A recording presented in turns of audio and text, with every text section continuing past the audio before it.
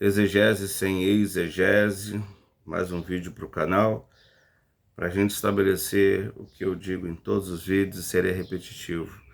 Um amadurecimento da nossa leitura da Bíblia, que é algo fundamental para nós tratarmos o texto e observarmos o texto com muito cuidado. Se esse é seu interesse, se inscreva no meu canal. Os vídeos serão todos trabalhados dessa forma, pensando mais nos meios do que propriamente nas conclusões.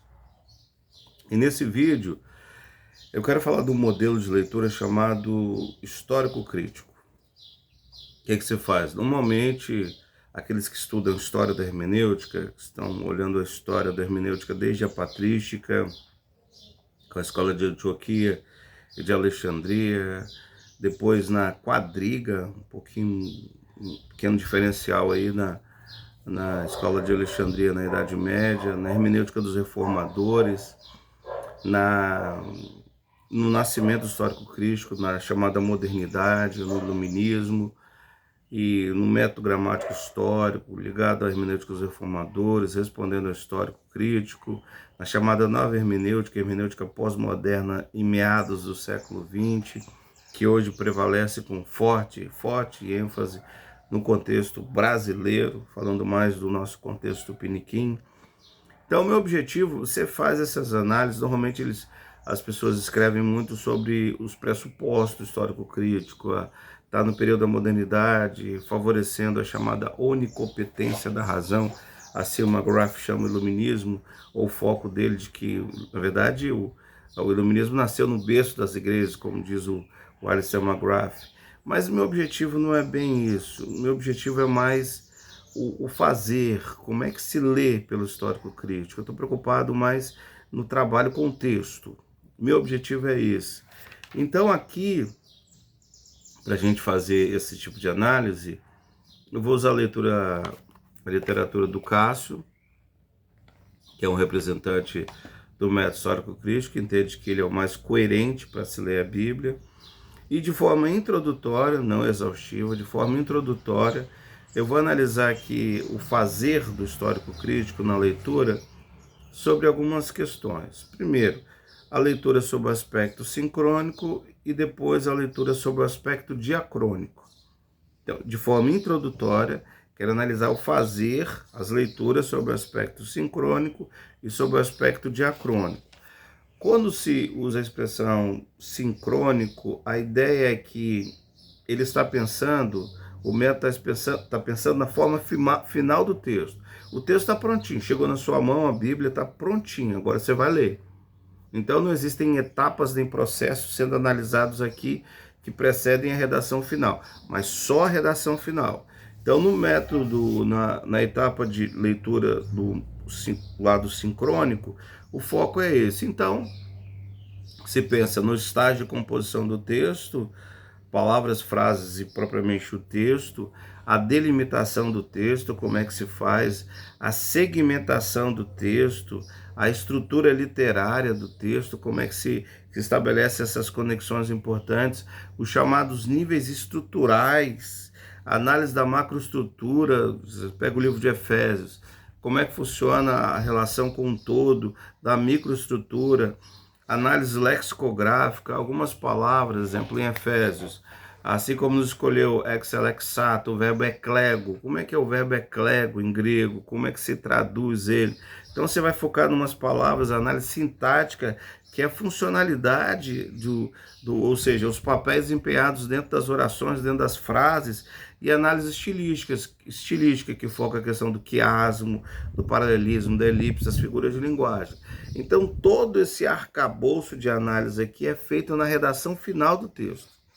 Então, olha bem como é que o fazer hermenêutico pelo histórico crítico, ele exige.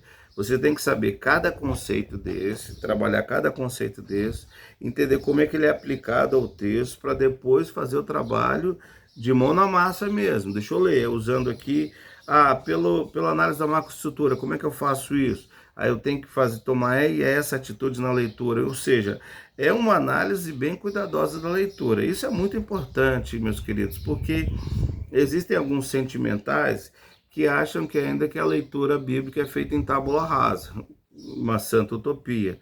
Não se lê mais sem pressuposto. Todo mundo lê, até quem não tem, tem. Quem não imagina que não tem, tem um pressuposto definido.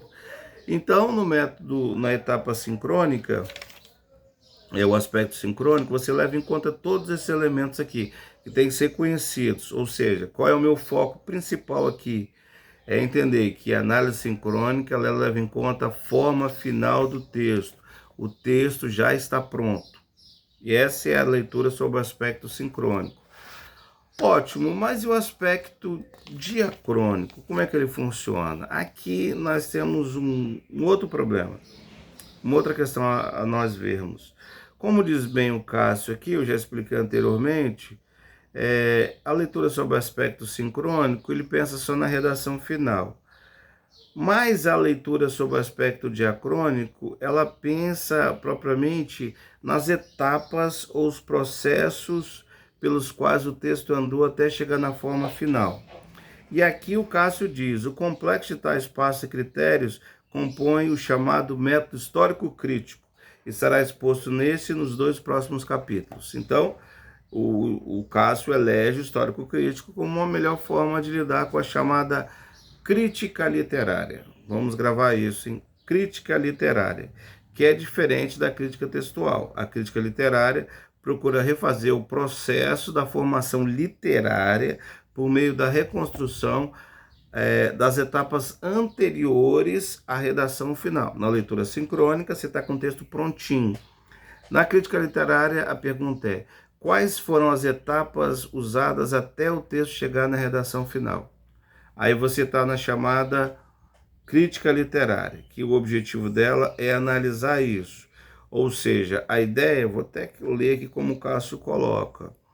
Para tanto, precisa distinguir os elementos que foram utilizados pelo último redator, na conclusão de seu trabalho, com os quais este mesmo redator modificou um texto ou uma tradição oral que já existia anteriormente, que é considerado a forma primitiva do texto.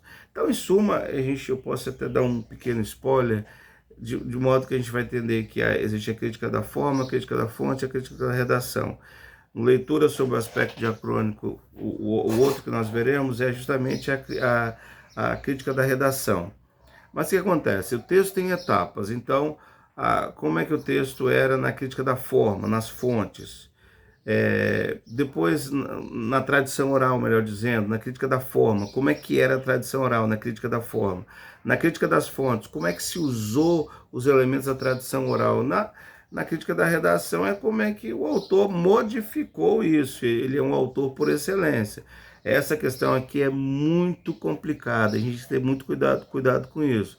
Porque se existe uma crítica da forma, uma tradição oral já chancelada, e nas fontes vai se arrumando isso, e o redator muda, automaticamente nós temos uma questão a ser observada. Mas não é meu ponto aqui fazer críticas ao método histórico-crítico, mas só falar como é que ele funciona. Então, a crítica literária, ela pensa nisso, nas etapas do texto até chegar à redação final. Então, mas aí a pergunta que nos vem, mas como é que eles fazem isso? Como é que se dá essa questão? Então, o que é feito, na verdade? Certas repetições, incongruências, a fim de determinar caso por caso, se o texto é unitário, homogêneo, consistente e coerente, ao contrário de um texto compósito, heterogêneo, inconsistente e coerente. Então, o que se faz aqui? Se pensa em alguns critérios para a crítica literária. Olha os critérios. Exemplo, as chamadas intromissões dos redatores bíblicos. Então, se lê um texto pensando, até aqui é crítica da forma, é tradição oral. Aqui tem as fontes, como elas vão ser usadas. Eles conseguem enxergar certas intromissões do redator mudando o texto. E para tal, eles usam os seguintes critérios. Primeiro, duplicações e repetições que incomodam. Eu vou citar só aqui a de Gênesis 1 e 2. Gênesis, Deus criou o homem em imagem, depois Deus criou o homem lá do barro, faz dele alma vivente. Então, automaticamente, o segundo relato da criação é uma duplicação, ou seja, é uma intromissão do redator na tradição oral. Se tinha um composto fechado, aí o redator influenciou num segundo momento. Então, isso aqui, para eles, é uma prova da intromissão do redator e é um critério para a crítica literária. Além disso, você tem tensões e contradições evidentes, aquela que eu citei. O homem foi criado à imagem de Deus, depois o homem foi criado do pó da terra. Afinal de contas, qual das duas é a correta? Ou há uma contradição aqui? Então, o que acontece? De fato, você vai perceber que eles vão criando vários elementos, por exemplo, os dados contraditórios, chamados anacronismos do Gênesis. Como assim? O Gênesis fala dos filisteus, mas eles não existem ainda. Fala de Ur dos caldeus, mas Ur é só no século VI a.C. Então, esses dados contraditórios indicam, de fato, a intromissão do redator sobre o texto. Então, esses critérios eu vejo como importantes, porque eles servem na leitura. Então, se você está lendo o método histórico crítico, Gênesis, aí você percebe que, de fato, mudou. Aqui foi criado a imagem de Deus, aqui foi criado do pó da terra.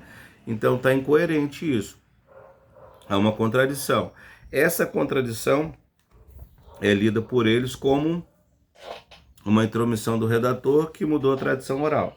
Então o fazer deles está fundamentado nisso. Tensões, duplicações, elementos atípicos em relação ao gênero literário, dados contraditórios, linguagem e estilos diversos correndo no mesmo trecho. Às vezes o texto é prosa, é poesia, isso é um problema, porque, por exemplo, você lê Êxodo capítulo 14, lá quando Deus faz o povo entender que ele escolheu Moisés para levá-los, abre lá o Mar Vermelho, que o pessoal fala que é uma tradução não muito boa, mas logo depois tem o Cântico de Moisés, já é uma poesia, mas como assim, né? Parece ser uma questão estranha, porque sai de uma narrativa e vai para um texto poético, aí parece que as coisas não funcionam de forma muito coerente. E nessa dinâmica também da leitura diacrônica, você tem a chamada crítica dos gêneros literários, que é muito importante para o método crítico também. Só que eles vêm diferentes, tem saga, tem novela, lenda pessoal. As formas são um pouco diferentes porque se pensa sempre no papel do narrador sobre a informação que ele dá. Então, se você perguntar bem assim, só para a gente entender, tá?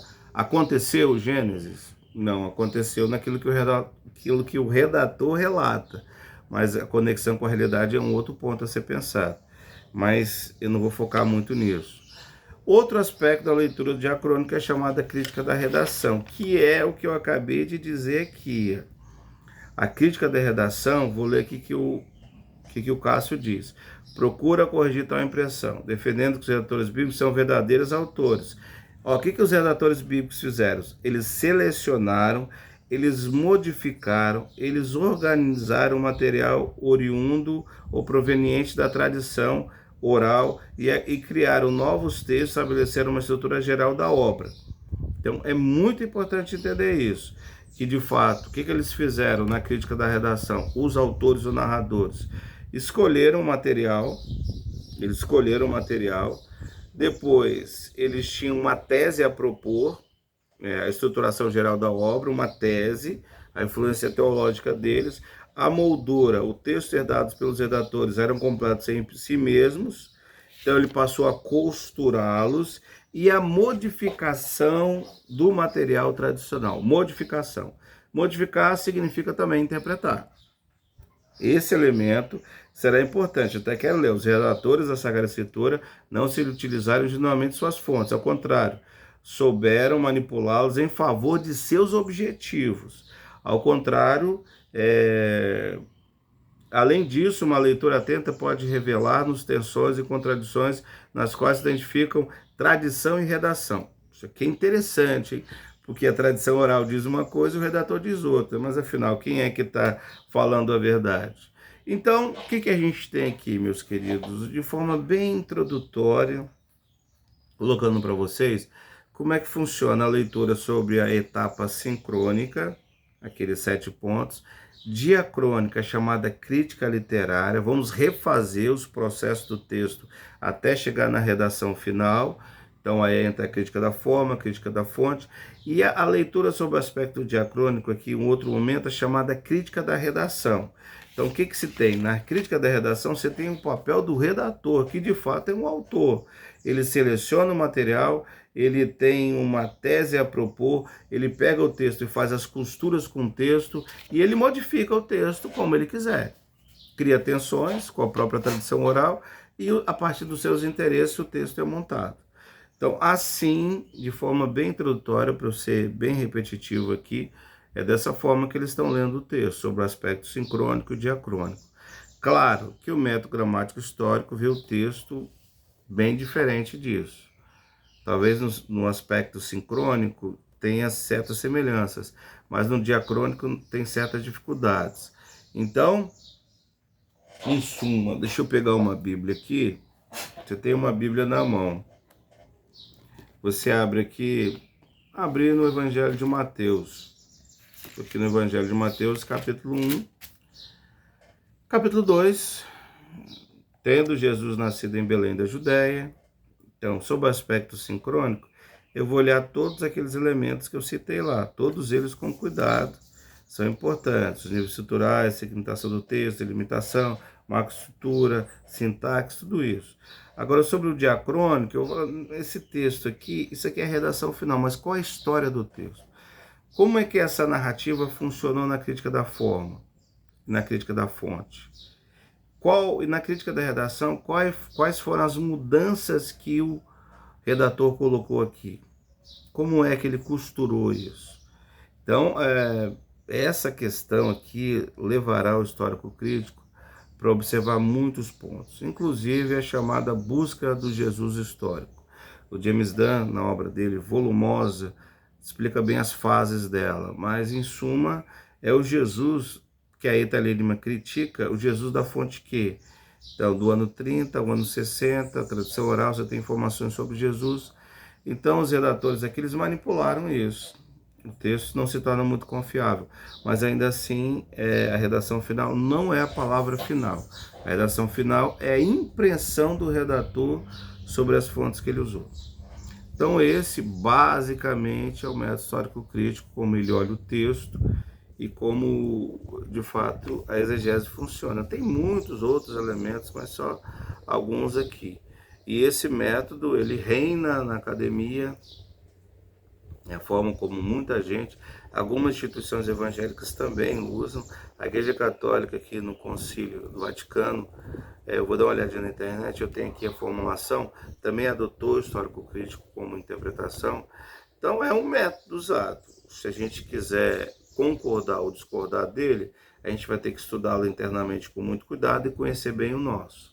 Então isso aqui é um trabalho a ser feito, mas tem que ser feito, para quem de fato quer conhecer e crescer mais no conhecimento da leitura da Bíblia. Fica com Deus aí, um abraço.